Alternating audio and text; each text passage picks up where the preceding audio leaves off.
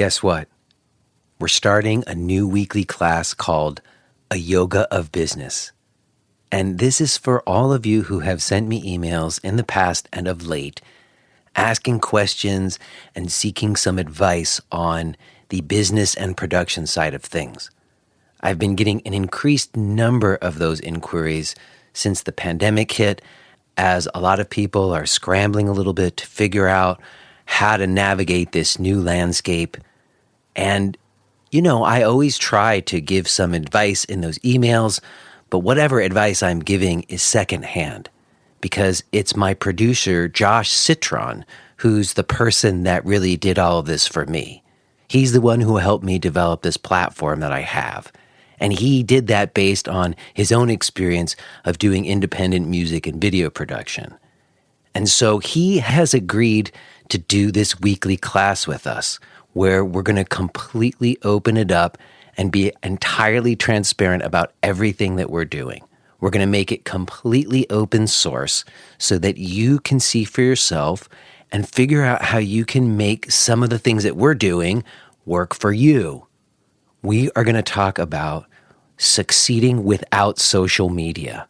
We're going to talk about creating your art and letting that bring people to you rather than trying to sell people on things.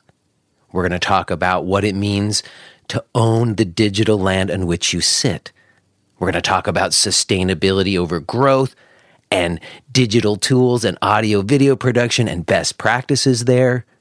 Most importantly, we're going to talk about a new bliss-money balance. That's right, bliss-money balance. Because ultimately, it amounts to a radical new way of thinking about what we're doing and how we conduct the business aspect. It's a live weekly class. If you can't make it live, then you can send in questions and watch it on the replay. There's limited space. We're never going to have more than 20 people in there at any one time, so you might want to get in on it early. It's called A Yoga for Business. Go check it out. You can learn more and register at jbrownyoga.com.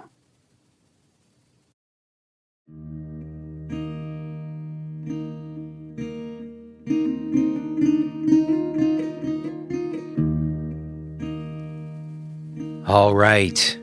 We're here. I know that I'm here. And if you're listening to this, then that means that you're there wherever you are. And if that's happening, that could only mean one thing. This is Jay Brown Yoga Talks podcast. My name is Jay Brown. Welcome to you if you're a new person. And what's up to the rest of y'all? How are we doing? I don't know about you, but I can feel the shitstorm coming. Can you feel that? Can you feel the shitstorm that's coming? It's like when they talk about how if you've got like an old football injury and you can feel it in your bones when the storm is on the horizon. Well, I feel that through my whole being.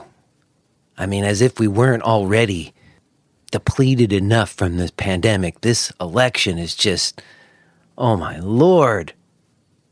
And we're going to talk about it next week with Sean Korn. Yep, we're going to talk to Sean Korn next week about the coming election and politics and all that stuff, which is just looming. I think not just for people in America, I think the rest of the world. It's just an existential moment. And we will talk about it next week.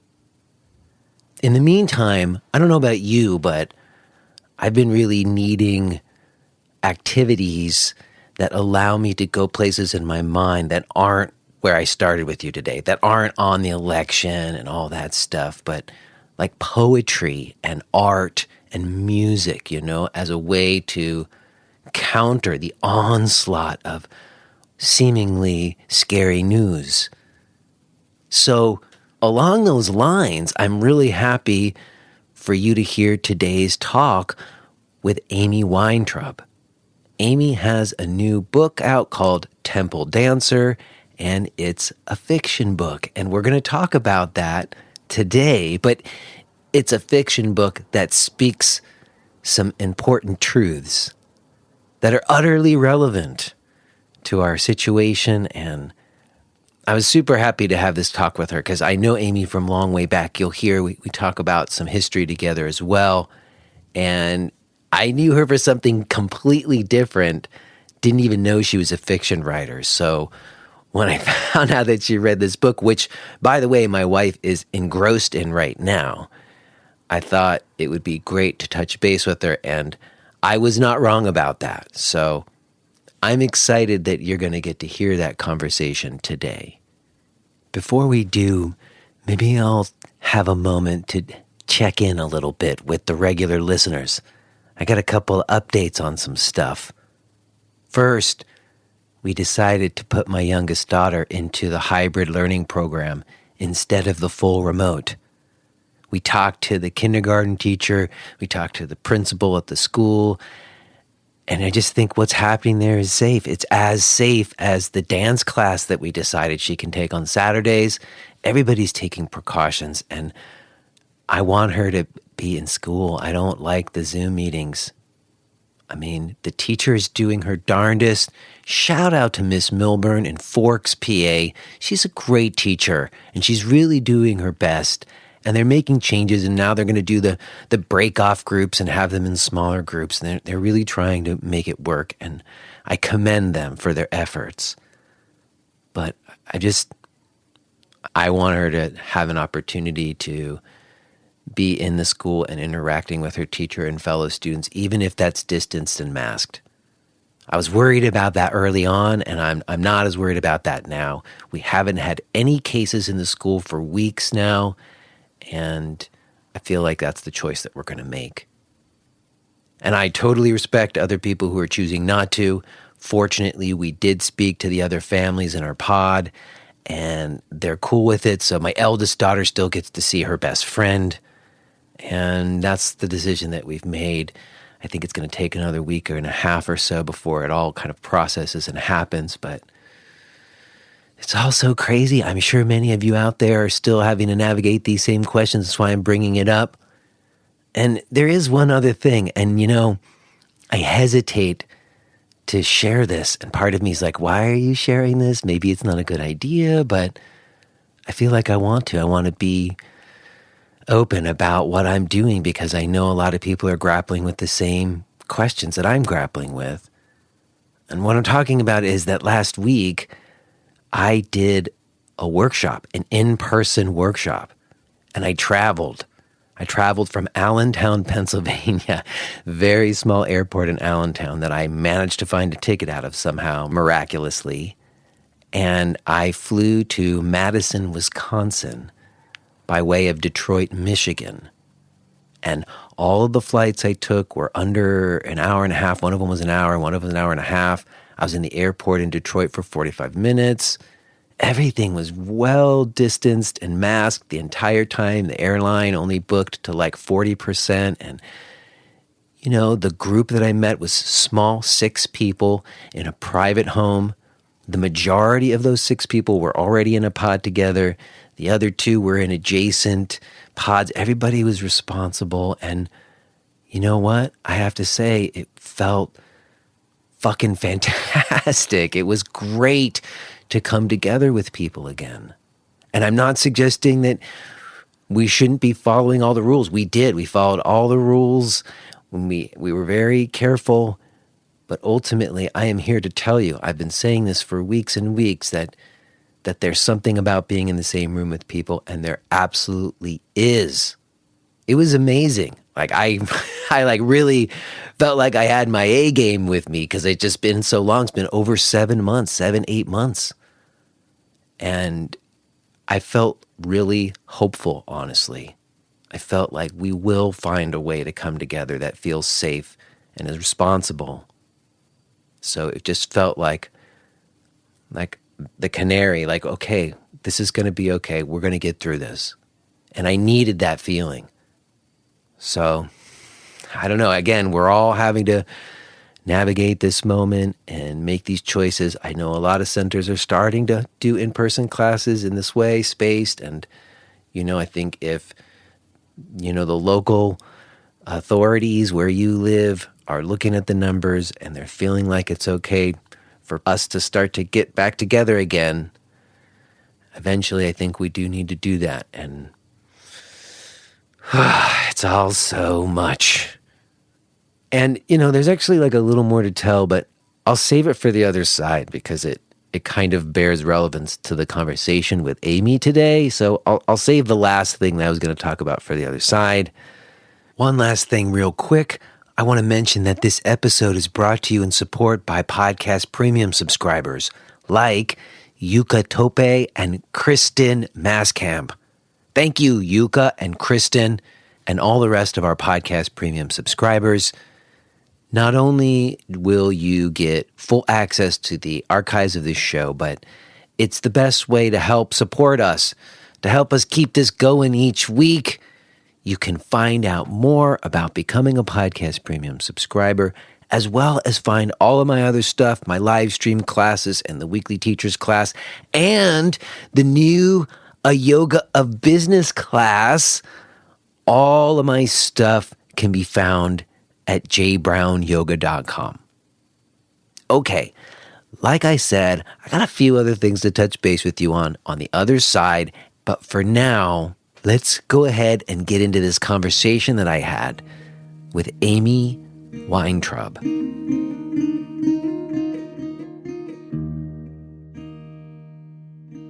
Hello? Hi. Hi, Jay. It's Amy. Hi, Amy.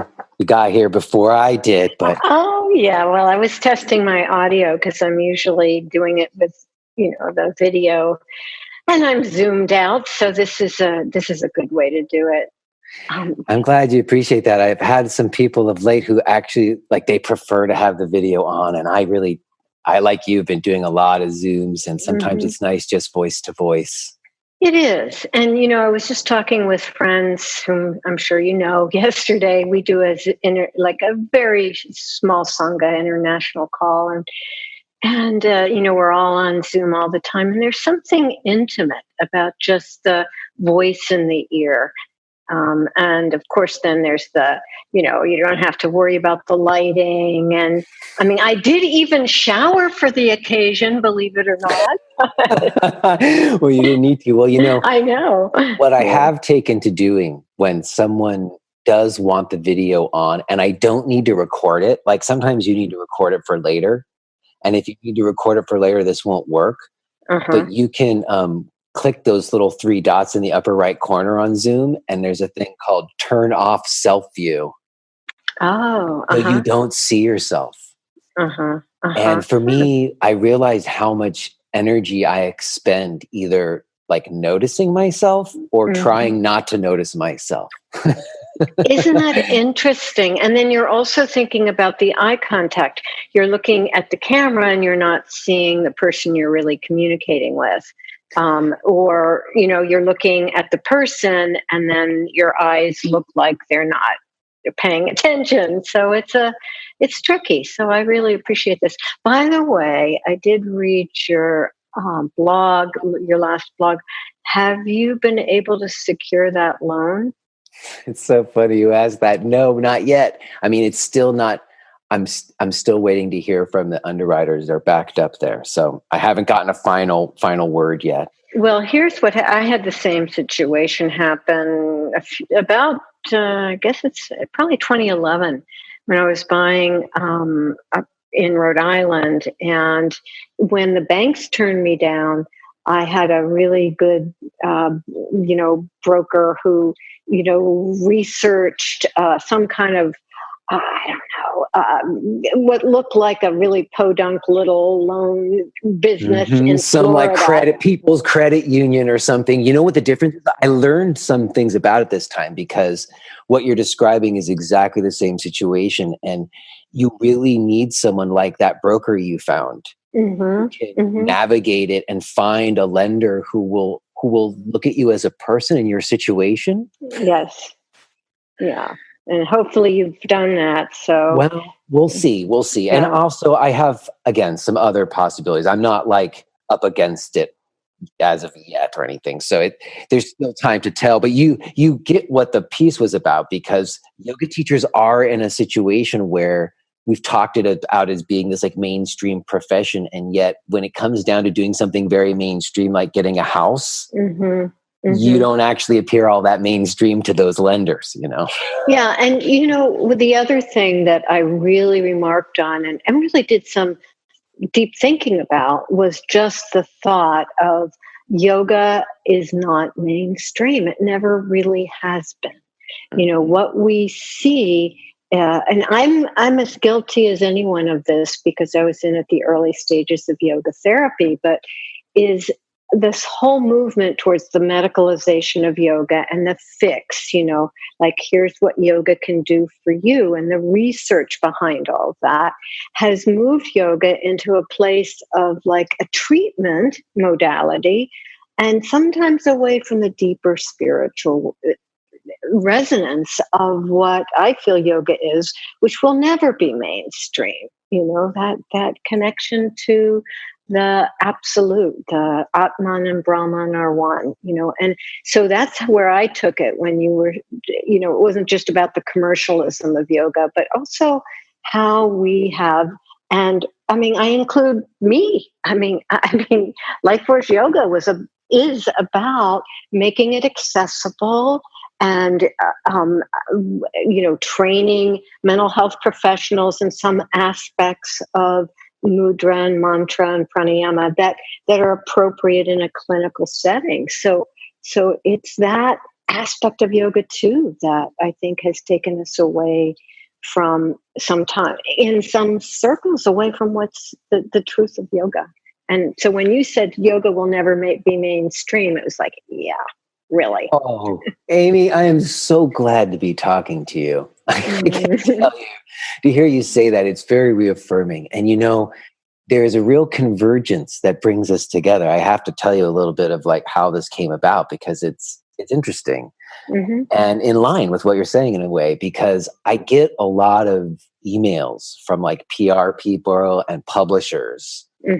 Because I'm like on list as like a blogger and a podcaster for like, you know, books that are coming out, and they're trying to get the authors out there and get the people know about it.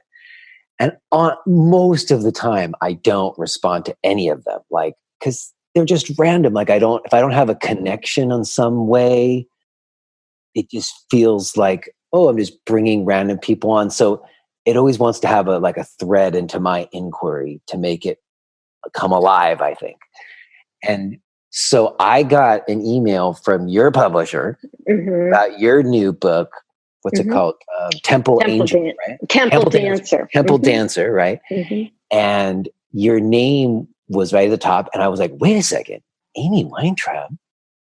And I look at the book, and it's like, as I understand it, because I haven't had a chance to get one to read it, it's a fiction book that has to do with like a connection between sexuality and spirituality. And I was like, wow, wait a second. Isn't she the yoga for depression lady I knew from Reading Project back in like 2004 or whatever? Right. And that's why I responded to it. And then you just responded to my article the way that you did. So I was like, oh, this is a very good reason for me to be talking to you right now.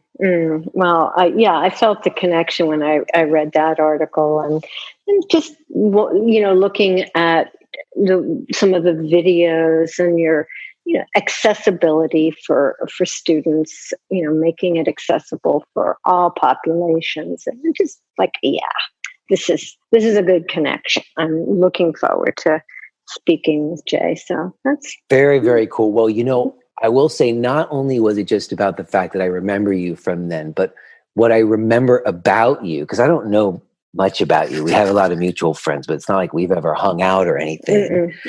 But I remember back then, like I was at the Breathing Project along with a lot of people, I think like you, because it was sort of a little beacon, right? At a real upward trajectory of yoga becoming real fitness oriented. Like it was we talked about it, you said it was never mainstream. Well, at that time, everybody was trying to make it mainstream. And it was like on the upward trajectory. I remember Vogue magazine saying like the hip thing of the year was to have a private yoga instructor. I was like getting calls all the time, and and there was a few people who were trying to have practice not be about poses and fitness. And I was inspired by Desikachar, and it was all about like purpose and direction in life. And I was trying to bring that into like these vinyasa classes, You were there. Yeah. And you were there doing yoga for depression, if I remember. Yeah. And I think, a funny thing is I have a call with Leslie Kaminoff this afternoon. Look at that. Convergences. See, that's what I'm talking about. I know. He's been an old friend for years, but I've not been in touch with him. Well, the reason why I think it's so intriguing that you were doing yoga for depression at that time. And I was just like, over the last few weeks on this show, actually, I had Max Strom on talking about emotional healing and T.S. Little talking about like liminal spaces. And I think that at that time, though, nobody was, even myself, no one was going in those directions. But you were already someone who was looking at people's emotions. You have to, in a way, when it's about depression. And I guess I'm wondering about that. Like, how is it that at that early time, when everybody else was like, showing what they could do with their bodies to sell more DVDs or whatever, how is it that you were not making it about poses, and were making about dealing with depression? Why did it become about that for you instead of poses? Yeah. Well, do you want to talk about that live, like on the phone call, or? Yeah, we're going. This is it. Oh, this is it. This is it. We're going. This is the conversation. Sorry. We're in it. I always just say hello, and this is the conversation we're having. So we're in it. This is it. Okay. Well, it's my own history of depression. I came to yoga after years of psychotherapy and medication. And I started yoga in the early 90s and was so passionate about it because it started changing my life. And I talk about this a little bit in Yoga for Depression, about how I was driving across the Newport Bridge, where I lived in Rhode Island at the time. And I was listening to Jean Houston, an amazing psychologist, and an audio tape in my car at that time. And she was leading an exercise that invited us to name ourselves. And here I am, my eyes half closed. I wouldn't recommend that. And what bubbled up was abundance. And what I realized after I'd been practicing yoga for maybe 8 or 9 months on a daily basis, and I thought, wait a minute. My psychiatrist told me I was one of those people who would always have empty pockets. And so it's just like, wait a minute. I'm naming myself abundance. What's different? And the only thing different in my life was that daily yoga practice. And I had started by going to Kripalu and just, we were on these fluffy pink blankets. We didn't even have yoga mats.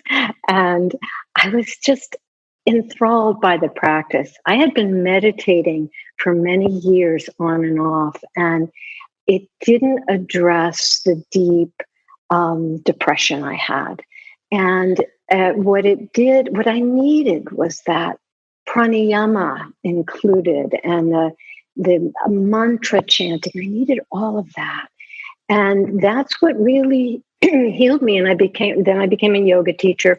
And I just really became passionate about sharing what had literally saved my life, and certainly allowed me to slowly titrate with supervision off my medication. And I remember in 1999, I wrote an article for Yoga Journal that was called Yoga, the Natural Prozac. And it was the first article about yoga and its effectiveness in working with mood states. And after that, I started collaborating with researchers. But before that, I had been depression sat on my shoulders, lived in my heart. And I was a fiction writer. And, I think that sometimes artists feel and writers feel that they need that angst. They need that dark side to mine for the material that fiction is. And I felt that way, but I started feeling happier and better. And yoga made the difference in my life. So I started writing about it, teaching about it. And then, if I could mention what was instrumental in the shift, I had been editing. Stephen Cope's a really good friend of mine, and I edited his first 3 books, I think. And then I read The Great Work of Your Life, which is about your Dharma, really, and rediscovering your Dharma and knowing that sometimes your Dharma that felt absolutely aligned with who you were when you were in your 20s or your 30s no longer seemed aligned. And what was happening for me is that I was involved too much in the business of yoga. I was leading a training, the Life Force Yoga Practitioner training, and I loved to teach and I loved all that, but the admin was heavy on my shoulders. I wasn't writing fiction. And I read Stephen Cope's book and I said, wait a minute, it's my turn to really explore what is it that I still need to do in my life. And what, of course, arose for me was to go back to writing fiction. So I extricated myself from the admin of the training, and it now is in the hands of Rose Kress. And I went back. I didn't know if the stories were still in me. I didn't know if the characters were still in me. And in 2016, I went back to the voice of Saraswati, which had come through me in 1994 after a visit to India, and created an American frame around that voice of the temple dancer. And the American frame, the Wendy character, is so very much mirroring, I should say, Saraswati's life as a temple dancer in 1938, in terms of those blessed states that yoga can bring us to, those states where we are deeply and intimately connected to self with a capital S, or to oneness, to our wholeness, to that state of the divine. And through yoga, through meditation, and I include meditation and pranayama when I speak of yoga, but that is what really drew me back to writing fiction again. And in 2004, to go back to your first question, I was on a mission to share with others what had really made such a difference in my life. So it wasn't about the perfect pose. It was the pranayama, and it was the chanting. It was all those beautiful aspects of yoga that had healed me. And of course, the asana as well. We need to move the body. We are in these physical bodies. So that's sort of my whole leap from 1994 to 2020 and publishing Temple Dancer. Well, I appreciate that. And I find it very intriguing. I didn't know that you were a fiction writer. And the idea of tackling some of the things that you're pointing to through fiction is, I think, very interesting given everything that's been going on of late. But, before we get to your book, because I still am very curious about, you used this particular phrase right at the beginning where you said something about someone said something, you'll always have empty pockets. And and it seemed to me that moment in 2004 where you want to share it with everyone, that's a common trajectory for a lot of us, where we figured out a way to fill those empty pockets through yoga practice and got really passionate about that. I think that's true. So many people who I'll tell you a funny story, but yes, my psychiatrist was the one who said that to me. And by the way, you're one of those people who will always have empty pockets, and I will always kind of a terrible thing to say to somebody. Yes, it was a blanket statement, and I did, I did eventually terminate with her, even though we were had done psychotherapy together for years. And I went to another psychiatrist, a friend psychiatrist, who saw me for a couple months, and he said, "I don't see you as a candidate for that medication." And again, slowly we titrated me off that. But to speak to that common feeling that, we take a yoga training, so many of us, because we want to deepen our own understanding, our own experience of yoga. We've been touched on the yoga mat. We've maybe shed tears on the yoga mat. And it's not about the story, but it's about a relief. And we want to understand more. And we feel better, and we want to understand more. And so we go to deepen our own practice, which is what I did in my initial training at Kripalu was a month-long, deep immersion. And I came out of there, like so many others of us, hot to teach, like to share what had made such a difference in my life with anyone else who suffered. And I think that's a pretty common feeling. We become passionate. We feel healed in some aspect of our lives. And I really believe that when we come to a yoga therapist or a yoga teacher or yoga class because we've read, yoga is good for back care, or yoga is good for, helps me. I might not need shoulder surgery. I can learn to do something yogically that will delay or prevent my need for shoulder surgery, that kind of thing. We're mind bodies. There's always an emotional component. So being mindful of that emotional component.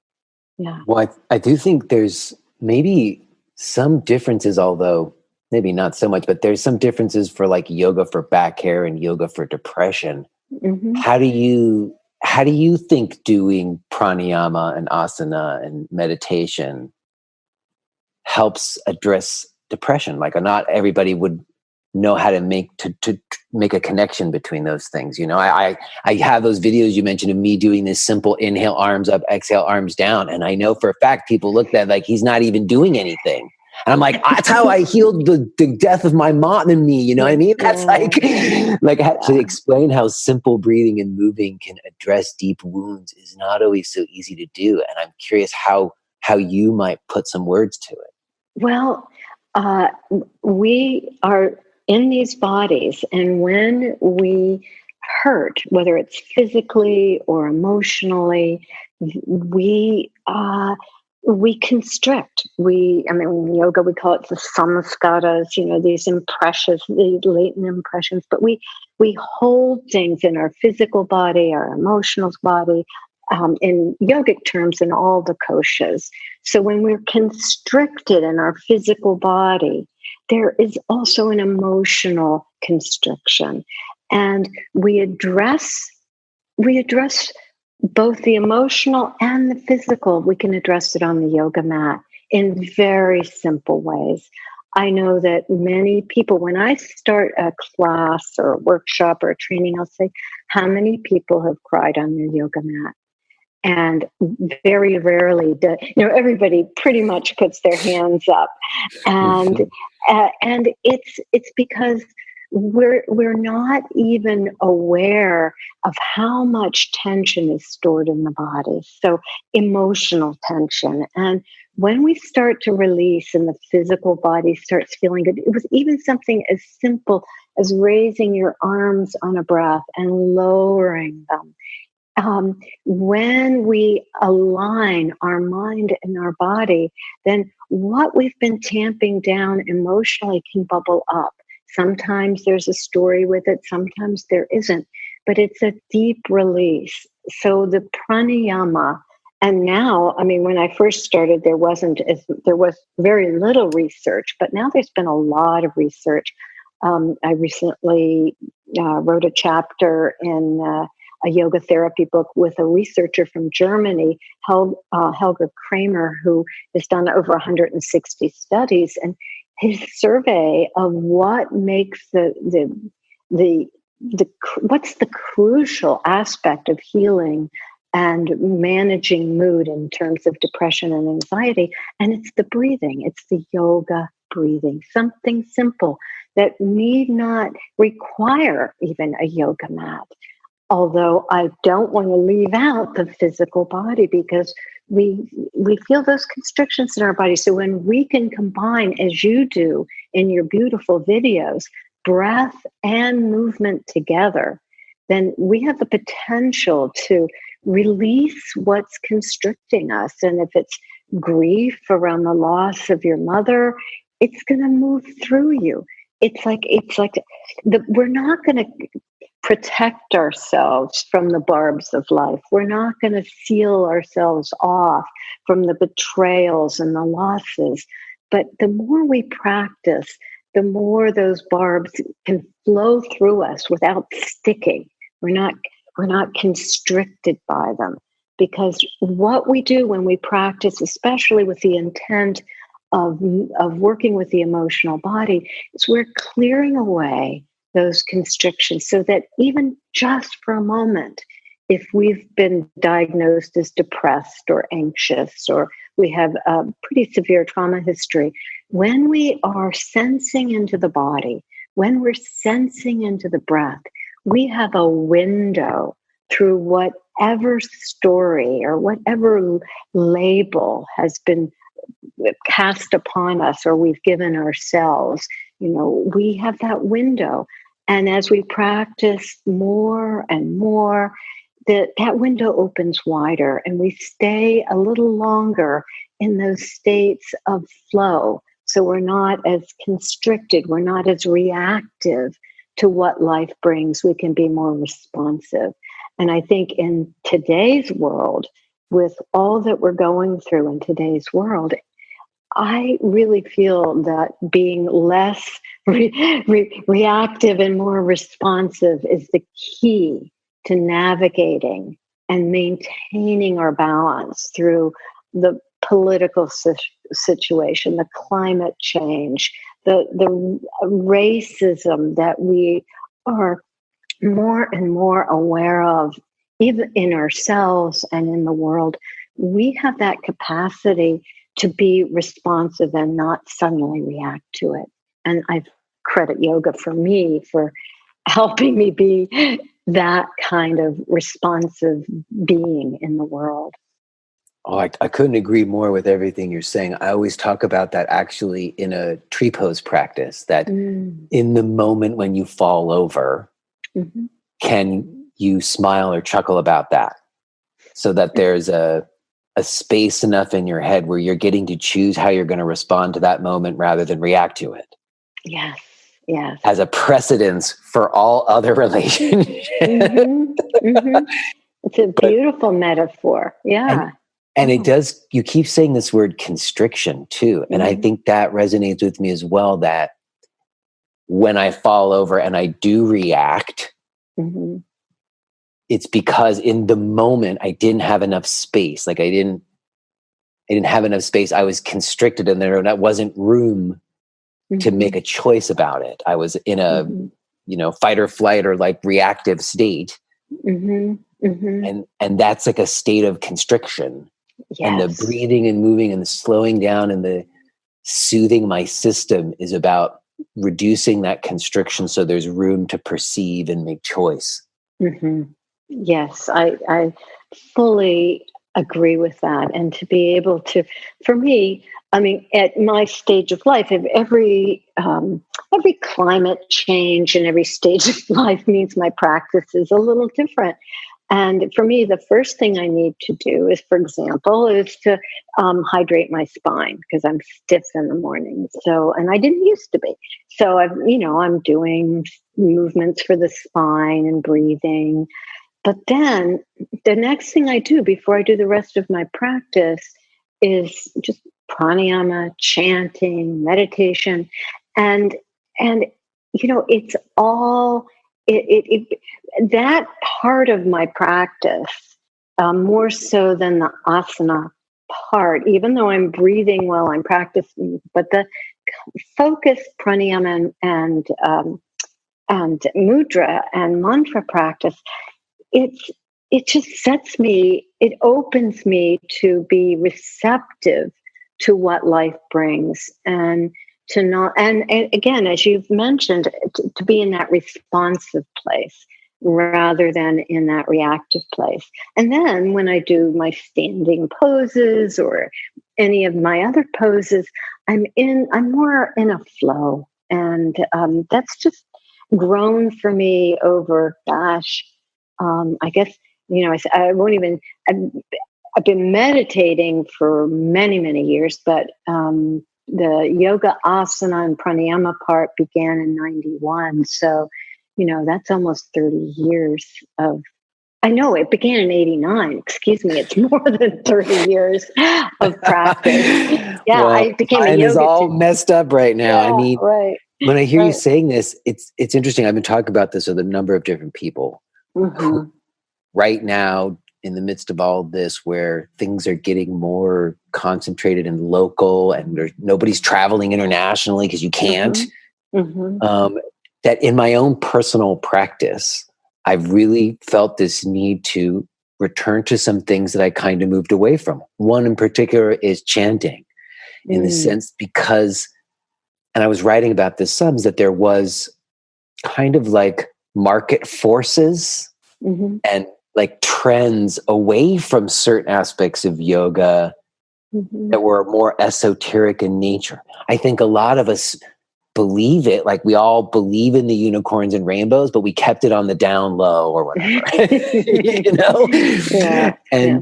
and like a lot of people at a certain time, and you mentioned it earlier, kind of went in a yoga therapy direction because we needed, I mean, I didn't, because I I wasn't working in the research or clinical area, Mm-hmm, mm-hmm, mm-hmm. but it was an Yeah. avenue to like distinguish what you were doing from just like the workout stuff.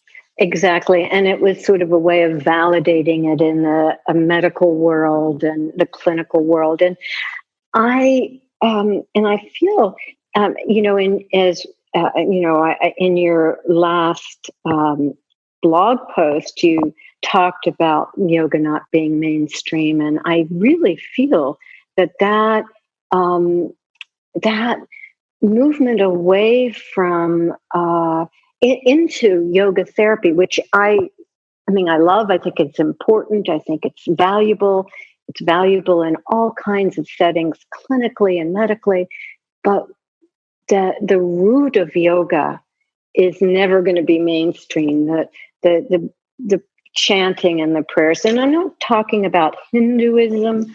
I'm talking about the vibration of the tones that really affect our physical, emotional, spiritual, mental bodies.